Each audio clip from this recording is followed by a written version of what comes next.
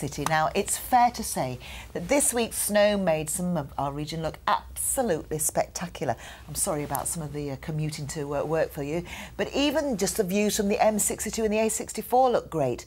We're about to meet one man who can probably top all that. Paul Haxby flies a paramotor, think paraglider with an engine, and he captures some quite stunning images while he's at it. We'll speak to Paul in just a moment, but first he's had quite a day around South Yorkshire and the Peak District. Right, helmet and headset. Okay, my name's Paul Haxby. I started paramotoring about 15 years ago, and the aim is today is to go flying with a group of friends here, and what we intend to do is to fly over Ladybower and the snowy areas of the Peak District.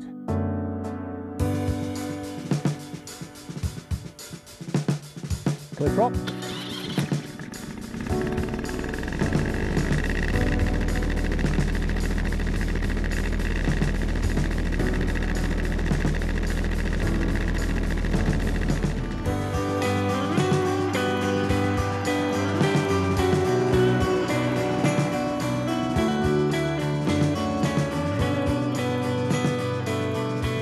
We're aiming to fly across Ladybower, see the snowy areas in the Peak District, and really generally get a good view in such a glorious kind of day.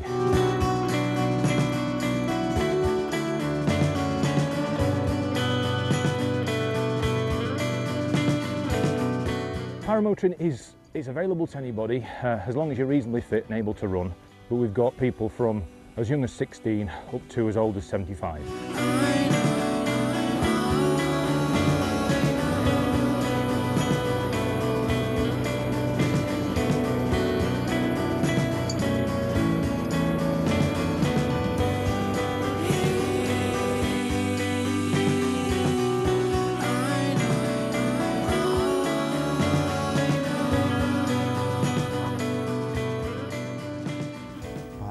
Pretty spectacular, that, Paul. How high up do you get? Well, we usually fly about 2,000–3,000 feet. It depends on the terrain, the scenery we're flying over. Is there a feeling of peace up there, or are you having to really concentrate on what you're doing? Well, the wing will fly itself. You can fly with your hands off the controls. The way they make the wings are much safer than they used to be, and it depends on the conditions as well, so it depends how turbulent it can be. Now, we've got some pictures of you going up here. What sort of speed do you actually attain when you're up and running, so to speak?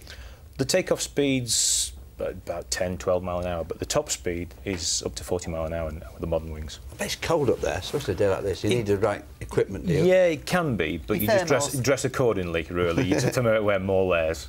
So why did you start this? I mean, were you gliding before? Does this give you extra speed and extra height? Yeah, originally I started paragliding, but the paramotor was a way of propelling yourself around the landscapes and get to height and go places, rather than sticking to one area or just generally using thermals and ridge lift. The paramotor gave you more flexibility and the ability to go higher. Let's ask you to identify some of the stills we've got now of previous trips into the sky that you've done. Yeah. I think we know where that is. Yeah, that's Drax Power Station. And then that's Carlton Towers near Selby. And that's down the northeast coast. How far can you go on a single journey? Well, it depends. It depends on yeah, well, we're allowed to carry a maximum of 10 litres, and that usually lasts 2–2.5 hours, typically. But it depends on the wind speeds. You have to fly according to the wind speeds as well, and it's a light wind aircraft, really. Yorkman stuff, yeah. Now, I have to say that you've promised to take Harry up. I've been on one of these. Have you? Yeah, in Abel Tasman in New Zealand. Yeah. And they're quite noisy, you know, and you have to run a little bit at the beginning. Are you up for it? I'm up for this, yeah, be okay. You won't be carrying as much with me. Only joking. Only joking, of course. Yeah, I mean, when's your next trip? As he moves on very quickly, Well, it depends on the weather, really. We're weather dependent. It's a leisure aircraft, and it's just a portable, easy way to fly in the right weather. All right, we Paul, loved your photos. Yeah. Thanks for bringing them in. Thanks.